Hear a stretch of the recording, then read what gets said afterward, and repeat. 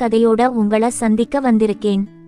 கதையின் பெயர் என்னன்னா, என் தீச்சுவை நீயடி. அத்தியாயம் 1.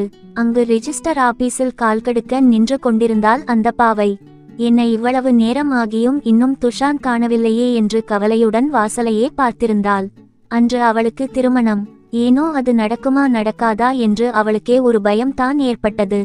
அவனை நினைத்தால் அவளுக்கு என்ன கூறுவது என்றே தெரியவில்லை. சில காலம் காத்திருந்தது தான். இப்பொழுது திருமணத்தில் முடிய போகிறது. நினைத்தால் அவளுக்கு சந்தேகம்தான். ஆனால் திருமணம் நடக்குமா? அது கேள்விக்குறிதான். இப்பொழுது அவர்களது திருமணம் எந்த நிலைமையில் உள்ளது என்று அவளுக்கே தெரியவில்லை. அவளது தொடர் அழைப்புகள் ஏற்கப்படவில்லை.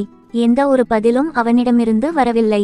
களைத்து போனவள் ஆயாசமாக அங்கிருந்த பெஞ்சில் அமர்ந்து கொண்டாள். அவளுக்கு அவ்வப்போது ஒரு சந்தேகம் எழும். இவனுக்கு தன்னை பிடித்திருக்கிறதா இல்லையா என்று. ஆனால் இன்று அதற்கான விடை கிடைத்தது போலிருந்தது. ஆஷா கூறியது போல் அவன் அவளை ஒதுக்கித்தான் வைத்தான் போல. நான் தான் ஏமாந்து விட்டேனா என்று மனதில் கலக்கமுடன் நினைத்தாள். கண்கள் கலங்க இறுதியில் அவனுக்கு கடைசியாக ஒரு முறை அழைக்கலாம் என்று முயற்சி செய்தாள். இப்பொழுது அழைப்பு ஏற்கப்பட்டது. ஏற்றவன் அமைதியாக இருக்க, இவள் அழைப்பு எடுத்ததில் முகம் மலர அவனிடம் தடுமாற்றத்துடன், எங்க இருக்கீங்க? இப்ப நீங்க வரலையா? இங்க நான் வெயிட் பண்ணிட்டு இருக்கேன் என்று கலக்கமாக தயக்கமாகவும் கூறினாள். நீ இன்னுமா வெயிட் பண்ணிட்டு இருக்க என்று இகழ்ச்சியாக கேட்டான். அவனது கேள்வியிலேயே திக்கென்று இருந்தது அவளுக்கு. மேலே பேச முடியாமல் நாக்கு மேல்நத்தில் ஒட்டிக்கொள்ள பேச்சே வரவில்லை அவளுக்கு. அவள் தீட்சண்யா. சந்தன நிறமும் மாநிறமும் கலந்த கலையான அழகான முகத்தில் எப்பொழுதும் பார்ப்பவரை திரும்ப பார்க்க தூண்டும் அழகுடைய 5.5 அடி பாவை. அழகான அவளது எடுப்பான மூக்கும் கோவைப்பழ இதழ்களும் சிரித்தாள் கன்னத்தில் விழும் அழகிய கண்ணக்குழியும் அனைவரையும் அசர அடிக்கும் அசத்தலான அழகு அவள். அவளது நிறத்திற்கு அவளது முகழகு இன்னும் அழகு சேர்க்கும். அவளது நேர்த்தியான அழகு.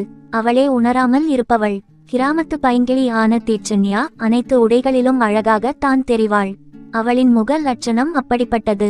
பார்ப்பவர்கள் வாட் ஏ கிளாசிக் பியூட்டி என்று தான் நினைப்பார்கள். அக்மார் தமிழ் பெண்ணின் சாயல் அவளிடம் இருக்கும். ஆனால் கிராம பாங்கில் தான் உடை உடுத்துவாள். அவள் அழகை முழுமையாக வெளிப்படுத்த மாட்டாள். அவளின் அழகை அவள் உணராமல் இருக்கவே. அவளுடன் இருக்கும் மாடன் பெண்கள் அவளின் அழகையும் மாசு மறுவற்ற சர்மத்தையும் பார்த்து ஆச்சரியமாக இருந்தாலும் பொறாமையால் அவளிடம் வேண்டுமென்றே மேக்கப் இல்லாத அவளது பளிங்கு முகத்தை மட்டம் தட்டுவார்கள். அவளை அவளின் கண்ணியமான உடை உடுத்தும் அழகை அவர்கள் இகழ்ச்சியாக கூறுவார்கள். 10 லேயர் முகத்திற்கு பெயிண்ட் போடும் அவர்கள் இயற்கையாக எந்தவித மேக்கப்பும் போடாமல் இருக்கும் அவளை அழகே இல்லாதவள் போல் பார்ப்பார்கள். ஆனால் அவளை பார்த்த உடனேயே